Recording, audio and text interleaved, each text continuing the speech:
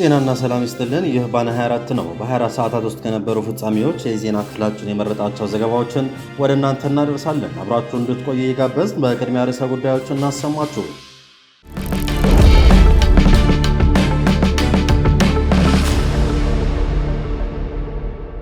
ፖለቲከኛው የኤርትራ ሰራዊት በትግራይ ህዝብ ላይ የፈጸመው አረመኔያዊ ጨፍጫፍ የኤርትራ ህዝብ አይመለከትም አሉ። ትግራይ ጦርነት በአገሪቷ የሚገኙ ሁሉንም ታጣቂ ኃይሎችና የኤርትራ ሰራዊትን ያዘመተው ብልጽግና በበኩሉ ከ4 ዓመት በፊት ሽርክ የነበሩት ኃይሎች ጋር ሰጥ አገባ ውስጥ ተገብቷል።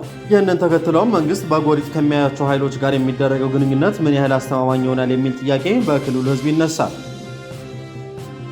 ራሱን የወሰን አስመላሽ ኮሚቴ በማለት የሚጠራው ስብስብ በራያ አላማጣ አዲስ የትምህርት ፖሊሲ መቅረጽ እንደሚፈልግ አስታወቀ። የኮሚቴ በትግራይ ግዛቶች የሚገኙ ስፍራዎች ወደ አማራ ክልል ለማካለል መቋቋሙን ያስታውቃል። ሚኒስትር እውቅና ማግኘቱን በመግለጫው ጠቁሟል። አብይ አህመድ ለከዱን ይቅርታ አድርገናል አሉ። ብልጽግና የሚረጋገጠው በችግር ነው ሲሉም ተናግረዋል። የአዲስ አበባ ከተማ ካቢኔ የ2018 በጀት 350 ቢሊዮን ብር እንዲሆን ወሰነ። ከሁሉም ክልሎችና የከተማ አስተዳደሮች በላይ በጀት የተመደበለት የከተማው አስተዳደር ከቀጣዩ ዓመት የአገሪቷ 2 ትሪሊዮን በጀት 350 ቢሊዮኑ እንዲወስድ ካቢኔው ወስኗል። የኬንያ መንግስት ለሄሚቲ ጦር የጦር መሳሪያ ድጋፍ አድርጓል ተባለ። የአገሪቱ መንግስት በበኩሉ ይህንን አስመልክቶ ምላሽ ሰጥቷል። የኢትዮጵያ አየር መንገድ በረራውን አቋረጠ። በሌላ በኩል አፍሪካዊቷ ጊኒ በጦፈ ጦርነት ውስጥ የሚገኙ እስራኤልንና ኢራንን አስጠንቅቃለች። ባናን ሰብስክራይብ በማድረግ ቤተሰብ ይሁኑን። የደወል ምልክቷን በመጫንም አዳዲስ መረጃዎቻችንን ይደርሷችሁ አድርጉ። አስተያየት በመጻፊያ ሳጥንም ሴኮንዶች መድበው የተሰማችሁን አጋሩን። ስለምትመርጡ እናመሰግናለን።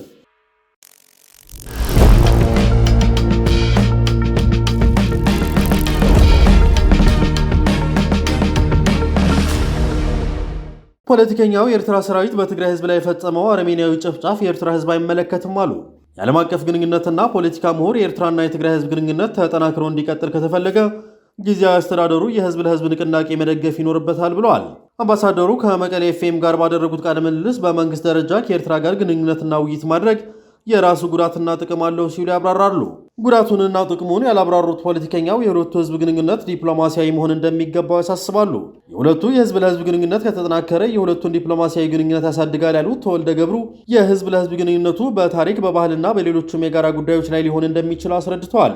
ሲቀጥሉም እንደ ትግራይ ሀገር ስላልሆንና የራሳችን መንግስት ስለሌለን አማራጩ የህዝብ ለህዝብ ግንኙነትን ማጠናከር ነው ብለዋል።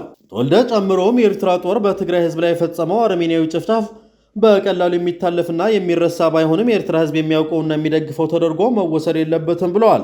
የትግራይና የኤርትራ ህዝቦች ግንኙነት ማጠናከር የሚያስፈልገው ያለፉት አስቸጋሪ ሁኔታዎች በትግራይ እንዳይደገሙ ለማድረግ ነው ሲሉ አስረድተዋል። ተወልደ ገብሩ በስዊድን የኢትዮጵያ አምባሳደር በመሆን ለረጅም ጊዜ የሰሩ ናቸው።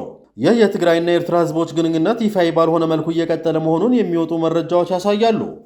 በትናንትናው ዕለት ዘገባችን ከአዲግራት በሰውያ በኩል አልፎ ወደ ደውሃን የሚወስደው ከ2013 ጀምሮ ተዘግቶ የቆየው መንገድ መከፈቱን ማሰማታችን ይታወሳል። ይህ በአካባቢው ማህበረሰብ ውይይት ተነሳ የተባለው ኬላ ዙሪያ ጥምጥም ሲያስኬድ የነበረን መንገድ አሰጥሯል ተብሏል። መንገዱ በመዘጋቱ 1 ሰዓት ብቻ ይወስድ የነበረውን መንገድ በአዲግራት ዙሮ አፈሰን አካሎ በአሲምባ በኩል ደውሃን ለመድረስ 3 ሰዓት የሚፈጅ አስቸጋሪ ጉዞ አድርጎት ቆይቷል። ከዚህ በተጨማሪም መንገደኞች 700 ብር እንዲከፍሉ ይገደዱ ነበር። የአውሮፓ አስተዳደር መንግስት በሚያውቀው መንገድ ባይሆንም በአካባቢው ህዝብ ከህዝብ ጋር እየተገናኘ መሆኑን አረጋግጠዋል። የኢሮብ ብሔረሰብ የመጥፋት አደጋ ላይ ስለሚገኝ የተጀመረው ግንኙነት ይፋዊ ባይሆንም ተስፋ ፈጥሯል ማለታቸው አይዘነጋም። የሁለቱም ሀገራት ህዝብና ሰራዊት በጦርነት የተማረረ ስለሆነ ሰላማዊ ግንኙነት እንዲሆን ግን የትግራይ ጊዜያዊ አስተዳደርና የፌዴራል መንግስት ህጋዊ መልክ እንዲያስይዙት ተማጽነዋል። ከኤርትራ ጋር የሚደረግ ግንኙነት ለሰላም እስከሆነ ድረስ የማንንም ፈቃድ አያስፈልገንም፣ ማንንም ማስፈቀድ የለብንም የሚል አቋም ያለው ህወሓት ከፋኖ ጋር ቢሆን ዓላማው ሰላም ማስፈን እስከሆነ ድረስ ተመሳሳይ ግንኙነት ሊደረግ እንደሚችል ድርጅቱ ጥቆማ ይሰጣል። የትግራይ ጦርነት በአገሪቷ የሚገኙ ሁሉንም ታጣቂ ኃይሎችና የኤርትራ ሰራዊትን ያዘመተው ብልጽግና በበኩሉ ከ4 ዓመት በፊት ሽርክ የነበሩ ኃይሎች ጋር ሰጥ አገባ ውስጥ ተገብቷል። ይህንን ተከትሎም መንግስት በጎሪጥ ከሚያያቸው ኃይሎች ጋር የሚደረገው ግንኙነት ምን ያህል አስተማማኝ ይሆናል የሚል ጥያቄ በክልሉ ህዝብ ይነሳል። በተመሳሳይ አሁን ሰላማዊ ግንኙነት እንፈጥራለን ከሚባሉት አካላት ጋር የሚደረግ ግንኙነት በክልሉ የፈጸሙትን ወንጀል ተጠያቂነታቸውን የሚያነሳ ካልሆነ በዘላቂነቱ ላይ ጥያቄ ያስነሳል። የትግራይ ጊዜያዊ አስተዳደር ፕሬዝዳንት ታደሰ ወረደ በበኩላቸው በክልሉ የተፈጸመው የዘር ማጽዳት ወንጀል ተጠያቂነት ሊኖረው ይገባል ብለዋል። የክልሉ የዘር ማጥፋት ማስረጃ አሰባሳቢ ኮሚሽን ከዓለም አቀፍ ድርጅቶች ጋር በመተባበር ወንጀለኞች ተጠያቂ ሊሆኑ ይገባል ይላሉ። ጀነራል ታደሰ በትግራይ ጦርነት ወቅት ተፈጽሟል ባሉት የዘር ማጥፋት ወንጀል ዙሪያ ማስረጃዎችን ማሰባሰብ ወንጀሉ በድጋሚ እንዳይፈጸም ለመከላከልና ተጠያቂነትን ለማስፈን ይረዳል ብለዋል። በክልሉ የተፈጸሙ ወንጀሎች እውቅና ሊሰጣቸው እንደሚገባና እውቅና ወደ ፍትህ ማምራት እንዳለበትም ታደሰ ወረደ አሳስበዋል።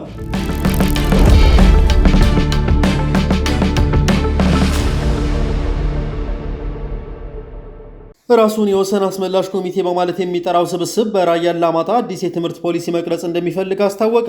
ይህ ኮሚቴ በትግራይ ግዛቶች የሚገኙ ስፍራዎች ወደ አማራ ክልል ለማካለል መቋቋሙን ያስታውቃል። የሚኒስትር እውቅና ማግኘቱም በመግለጫው ጠቁሟል። እነዚህ ስፍራዎችን በተመለከተ መግለጫዎችን የሚያወጣው ኮሚቴው ባለፈው የግንቦት ወርም በኃይል በቁጥጥር ስር በሚገኙ አካባቢዎች ላይ የራሱን አስተዳደር እንደሚያቋቁም አስታውቆ ነበር። የፕሪቶሪያን ስምምነት ተፈጻሚ ያደርጋሉ የሚለው የብልጽግና መንግስት በበኩሉ የኮሚቴ መግለጫ ጆሮ ዳባ ልበስ በማለት አልፎታል። እነዚህ ታጣቂዎች የያዙትን ቦታ ለቀው እንዲወጡ የሚገደዱ ቢሆንም እንደ የተከዘ ዘብ የሚባሉ የትጥቅ ቡድኖችን በማጠናከር እየተደራጁ ይገኛሉ። ኮሚቴው በዛሬው ዕለት ባወጣው መግለጫም በራያ አላማጣ የሚገኙ ተማሪዎች በአፍ መፍቻ ቋንቋቸው ማለትም አማርኛ እንዲማሩ እሰራለሁ ብሏል። የወሎ ራያ አማራ ማንነትና ወሰን አስመላሽ ኮሚቴ ትምህርት ሚኒስቴር በራያ አላማጣ ወረዳዎች ከትምህርት ገበታ ውጭ የሆኑ ከ60 ሺህ በላይ ተማሪዎችን በቀጣዩ ዓመት ወደ ትምህርት እንዲመልስ በደብዳቤ ጠይቄያለሁ ብሏል። በአካባቢው ከሚያዝያ 2016 ዓ.ም ጀምሮ ትምህርት መቋረጡን የጠቀሰው ኮሚቴው ትምህርት ቤቶች ሲያስተምሯቸው የነበሩትን ተማሪዎች በትነው የታጣቂዎች መኖሪያ ሆነዋል ሲል ይከሳል። ሆኖም የማንን ታጣቂ ኃይሎች ስለመሆናቸው በግልጽ ሳያስቀምጥ አልፏል። ኮሚቴው አያይዞም በጦርነት የወደሙ ትምህርት ቤቶች እንዲጠገኑ፣ ተማሪዎች በአፍ መፍቻ ቋንቋቸው እንዲማሩና የመማር ማስተማር ግብዓቶችን የትምህርት ሚኒስቴር እንዲያሟላ ጠይቋል። ሚኒስቴሩም በጉዳዩ ዙሪያ እየተወያየ ነው ሲልም እውቅና መስጠቱን መግለጫው አስነበበው። የትምህርት ሚኒስቴር የትምህርት ጉዳዮችን የሚመለከት መግለጫዎችና ማብራሪያዎችን ሲያስወጣ የትግራይ አካባቢዎችን የአማራ ክልል እንደሆኑ አድርጎ በማውጣቱ በተደጋጋሚ ይከሰሳል። ኮሚቴው በጸለምት ያሉት 3 ወረዳዎች አወዛጋቢ ሲል ያወጣ ሲሆን እነዚህ የአማራ ሕዝቦች የሚኖሩባቸው አካባቢዎች ናቸው ይላል። ሆኖም በኃይል ስለመነጠቃቸውም አላስቀመጠም። የፌዴራልና የክልል መንግስት ከዚህ በፊት በተስማሙት መሰረት ለዘላቂ ሰላምና ልማት ሲባል በትግራይና በአማራ ክልል አወዛጋቢ ብሎ ከጠራቸው አንዱ የጸለምት አማራ ሕዝብ የሚኖርበት 3 ወረዳዎችን ነው። ችግሩ በዘላቂነት መፍታት አለበት በተባለበት መንገድ እስከሚፈታ ድረስ በ3ቱም ወረዳ የሚገኘው ህዝብ ጊዜያዊ ህዝባዊ አስተዳደር በማዋቀር የአካባቢው የመልማትና የፍትህ ጥያቄ እንዲቀላጠፍ መንግስት ማምኖ እንቅስቃሴዎች ተጀምሯል ሲልም በብልጽግና እውቅና እንደተሰጠው ያረጋግጣል። ሆኖም በትግራይ መሰረት አድርገው የተቋቋሙ ድርጅቶች የብልጽግናው መንግስት እነዚህ አካባቢዎች በአፋጣኝ እንዲመልስ ይጠይቃሉ። ጽላል የተባለው የምዕራብ ትግራይ ተፈናቃዮች ሲቪል ማህበረሰብ ድርጅት የፕሪቶሪያዊ ግጭት ማቆም ስምምነት ሙሉ በሙሉ ተግባራዊ እንዲሆን አሜሪካና የተባበሩት አረብ ኤሚሬቶች ግፊት እንዲያደርጉ የሚጠይቅ ደብዳቤ በትናንትናው ዕለት ጽፏል። ማህበሩ በርካታ ተፈናቃዮች ወደ ቀያቸው ለመመለስ መወሰናቸውን ጠቅሶ ሆኖም አካባቢው በታጣቂዎች በመያዙ ጥቃት ሊጠብቃቸው ይችላል ሲል ስጋቱን ገልጿል። ማህበሩ በዚህ ደብዳቤ ፌዴራል መንግስቱና የአማራ ክልል ኃይሎች የምዕራብ ትግራይ አካባቢዎችን በኃይል ተቆጣጥሮ ይገኛሉ በማለት ከሷል። በክልሉ በትንሹ 1 ሚሊዮን የጦርነት ተፈናቃዮች እንደሚገኙም ይገመታል።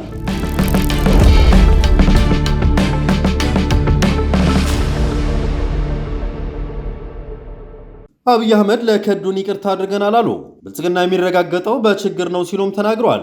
ጠቅላይ ሚኒስትሩ የመንግስት አድናቂ የጥበቡ ማህበረሰብ ተወካዮች ጋር ተወያይተዋል። ሺህ ዓመት ኑርልን ሲሉ ብልጽግናን ሲያሞካሹ ውለዋል። በትግራይ ጦርነት ወቅት የብልጽግናን ወረራ ግፋ በለው በማለት የመድረክ ቲያትሮችን፣ ውይይቶችንና ዘፈኖችን በማውጣት ድጋፋቸውን ሲያሳዩ የነበሩ የኪነ ጥበብ ሰዎች ከአብይ አህመድ ጋር ተገናኝተዋል። የኪነ ጥበብ ባለሙያዎች በየትኛውም ሁኔታ ለሀገር ጥቅም መከበር ቁርጠኛ መሆን አለባቸው ሲሉም በትናንትናው ዕለት አሳስበዋል። በኪነ ጥበቡ ላይ ስለሚጣለው ግብርና ለሲኒማ ቤቶች ስለሚከፈለው ገንዘብ የሚመለከት ጥያቄ ያነሱት ተሰብሳቢዎቹ ኢትዮጵያ በኢኮኖሚ ፈጣን እድገት እያሳየች ነው፣ የኪነ ጥበብ ባለሙያዎችም ኢኮኖሚ እድገቱን የዋጀ ዝግጁነት ሊኖራቸው ይገባል የሚል ምላሽ ከጠቅላይ ሚኒስትሩ ተሰጥቷቸዋል። በችግር ጊዜ ከግል ጥቅም ይልቅ ለሀገር ጥቅም የተሳተፉ የጥበብ ባለሙያዎች ስማቸው ምንጊዜም በወርቅ አሻራ ተጽፎ ይኖራል ያሉ ሲሆን በችግር ጊዜ ሀገራቸው ለከዱት ይቅርታ አድርገናልም ብለዋል። በ2100 ኢትዮጵያ በብልጽግና ከዓለም 7ኛ ትሆናለች በማለት የተነበዩት የብልጽግናው መሪ እድገቱን እኔ ባላየውም መንግስታቸው ጥሎት በሚያልፍ መሰረት እንደሚረጋገጥ ግን ነው የተናገሩት። ሆኖም ይህ የሚረጋገጠው በችግር ነው ብለዋል። የብልጽግናን እድገት ከፊልም ጋር ያነጻጸሩት አብይ አህመድ አንድ ፊልም በሲኒማ እንዲታይ ብዙ ውጣ ውረዶችን ያልፋሉ ያሉ ሲሆን የኢትዮጵያ እድገትም የሚረጋገጠው በችግር ነው ሲሉ ተደምጠዋል።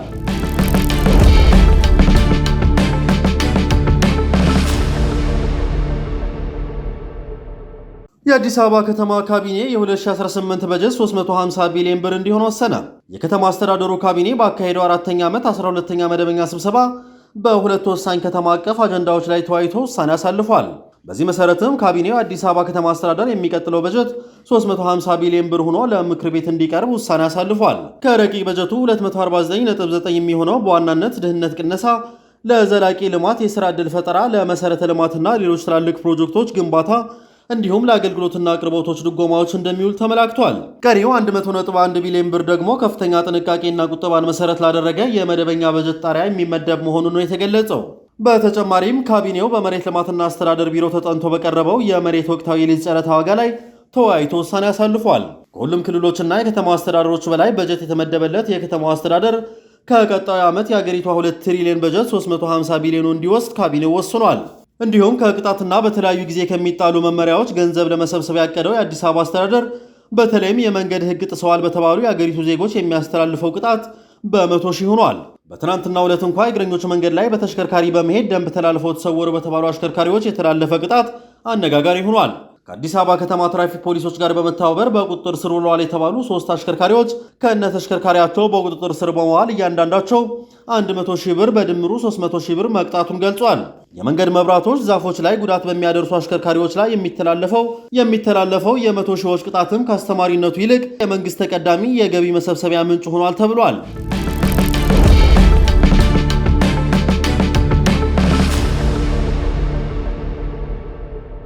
የኬንያ መንግስት ለሄሚቲ ጦር የጦር መሳሪያ ድጋፍ አድርጓል ተባለ።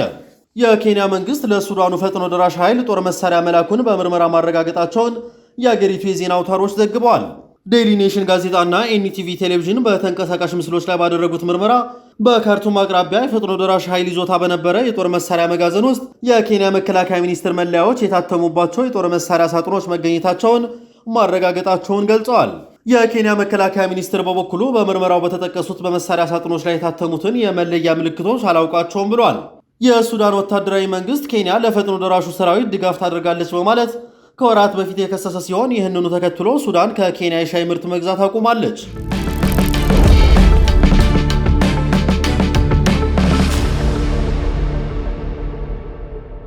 የኢትዮጵያ አየር መንገድ በረራውን አቋረጠ። የኢትዮጵያ አየር መንገድ ወደ ቴል አቪቭ የሚያደርጋቸውን በረራዎች ማቋረጡን አስታውቋል። በተመሳሳይ አፍሪካዊቷ ጊኒ እስራኤልንና ኢራንን አስጠንቅቃለች። በኢራንና እስራኤል መካከል የቀጠለው ጦርነት የተለያዩ ሀገራት ውሳኔዎች እየወሰኑ ይገኛሉ። የኢትዮጵያ አየር መንገድ እስከ ሰኔ 15 ድረስ ወደ ቴል አቪቭ የሚደረጉ የበረራ አገልግሎቶች በሙሉ ተቋርጠው ይቆያሉ ብለዋል። አየር መንገዱ ይህንን መልእክት ያሰራጨው በእስራኤልና ኢራን መካከል የሚካሄደው የሚሳኤል ድብደባ መባባሱን ተከትሎ ነው። የጊኒ ቢሳው ፕሬዝዳንት በበኩላቸው የእስራኤልና የኢራን ጦርነት ካላቆመ አገሪቱ እርምጃ ልትወስድ ትችላለች ሲሉ አስጠንቅቀዋል። የጊኒ ቢሳው ፕሬዝዳንት ኡማሮ ሲስኮ ኤምባሎ እስራኤልና ኢራን ግጭታቸውን እንዲያቆሙ አሳስበዋል። ፕሬዝዳንቱ አክለውም ሀገራቸው ግጭቱን ለማስቆም እርምጃዎች ልትወስድ እንደምትችል አስጠንቅቀዋል። ሲስኮ ኤምባሎ ማስጠንቀቂያውን የሰጡት ከቢሳው አየር ማረፊያ ከሳፊም ከተማ ጋር የሚያገናኘው በቻይና ትብብር የተገነባው የጊኒ ቢሳው የመጀመሪያው 8.2 ኪሎ ሜትር አውራ ጎዳና ሲመረቅ ባደረጉት ንግግር ነው። በምርቃቱ ላይ የተገኙት ሰዎች ንግግር ያደረጉት የጊኒ ቢሳው ፕሬዝዳንት ዓለም በተለያዩ አካባቢዎችና በሀገራት መካከል በሚደረጉ ጦርነቶች የተወሳሰበችና አመፀኛ እንደሆነች ተናግረዋል።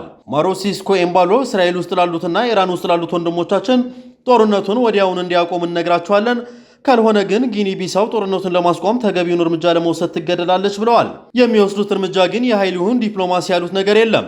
ይህ በእንዲህ እያለ እስራኤል አዲስ የተሾሙትን የኢራን የጦርነት ጊዜ ዋና አዛዥ ገድላለች።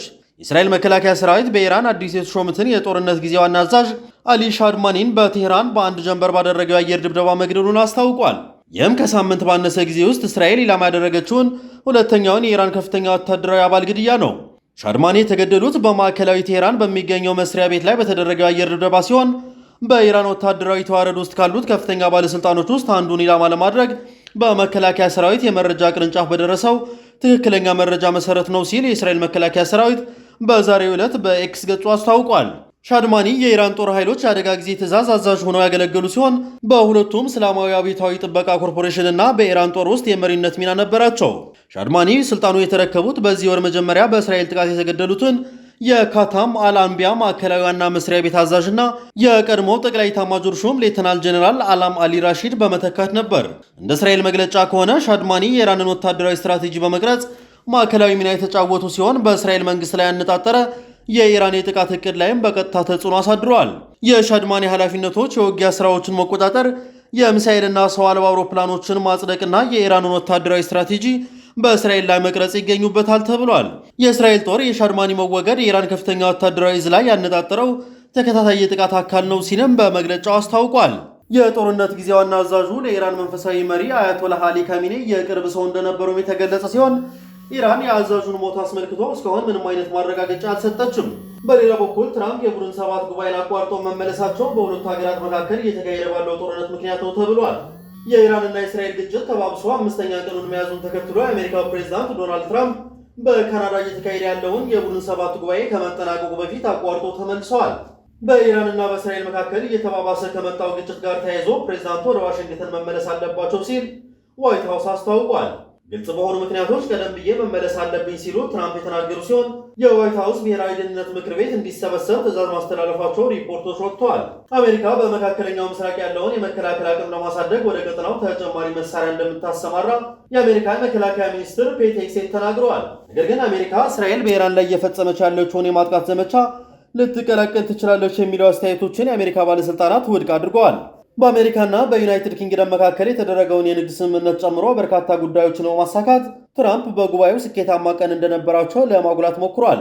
ነገር ግን የፕሬዝዳንቱ የፕሬስ ሴክሬታሪ ሰኞ ምሽት በመካከለኛው ምስራቅ እየተካሄዱ ባሉ ጉዳዮች ምክንያት ትራምፕ የቡድን ሰባት መሪዎች በካናዳዋ ካናናስኪስ እያደረጉት ያሉትን ጉባኤ አቋርጠው እንደሚመለሱ ተናግረዋል። ፕሬስ ሴክሬታሪዋ ተጨማሪ ማብራሪያ አልሰጡም። ፕሬዝዳንቱ ጉባኤው ከመጠናቀቁ በፊት ቀድሞ በመሄዳቸው ምክንያት ከዩክሬኑ ፕሬዝዳንት ቮሎዲሚር ዘለንስኪና ከሜክሲኮ ፕሬዝዳንት ክላውዲያ ሺምባ ጋር ለማክሰኞ ታቅዶ የነበረው ውይይት አይካሄድም። ሰኞ ዕለት በነበረው የፎቶ ፕሮግራም ትራምፕ ወደ ዋሽንግተን መመለሳቸው ለትልቅ ጉዳይ መሆኑን ተናግረዋል። ትራምፕ ጉባኤውን ሳያጠናቅቁ የተመለሱት የእስራኤልና ኢራን እርስ በርስ የሚያደርጉት ጥቃት አምስተኛ ቀኑን በያዘበት ዕለት ነው። ትራምፕ ቀደም ብለው ትሩዝ ሶሻል በተሰኘ የሶሻል ሚዲያ ገጻቸው ኢራን በቅርቡ በተካሄደው የአሜሪካና የኢራን ኒውክለር ድርድር ላይ ያቀረቡትን ስምምነት መፈረም እንደነበረባት አስፍረዋል። ኢራን የኒውክሌር መሳሪያ ሊኖራት አይችልም፣ ደጋግሜ ተናግሬያለሁ ብለዋል። ትራምፕ በተጨማሪም 17 ሚሊዮን ነዋሪዎች ከሚኖሩባት የኢራኗ መዲና ቴሄራን በአስቸኳይ ለቀው እንዲወጡ በማህበራዊ ሚዲያ ገጻቸው ትዕዛዝ አስተላልፈዋል። ይህንን መልእክታቸው ካስተላለፉ ብዙም ሳይቆይ የኢራን መገናኛ ብዙሃን በቴሄራን ማክሰኞ ማለዳ ላይ ከፍተኛ ፍንዳታ ተነስቷል። እስራኤል በቀጥታ ሲተላለፍ የነበረው የኢራን የመንግስት ብሮድካስት ላይ ጥቃት አድርጋ ፕሮግራሙ እንዲቋረጥ ካደረገች ከሰዓታት በኋላ ከበድ ያለ ጥቃት ፈጽማለች። በእስራኤል ሰኞ ለማክሰኞ አጥቢያ በቴል አቪቭ የአየር ጥቃት ማስጠንቀቂያዎች የተሰሙ ሲሆን የኢራን ሚሳይሎች ወደ እስራኤል ተወንጭፈዋል። በዋናነት ዩናይትድ ኪንግደም፣ አሜሪካ፣ ካናዳ፣ ፈረንሳይ፣ ጀርመን፣ ጣሊያን እና ጃፓን የሚገኙበት የቡድን ሰባት ሀገራት መሪዎች ትራምፕ ጉባኤውን ሳያጠናቀቁ ቀድሞ መሄዳቸውን እንደሚረዱት ገልጸዋል።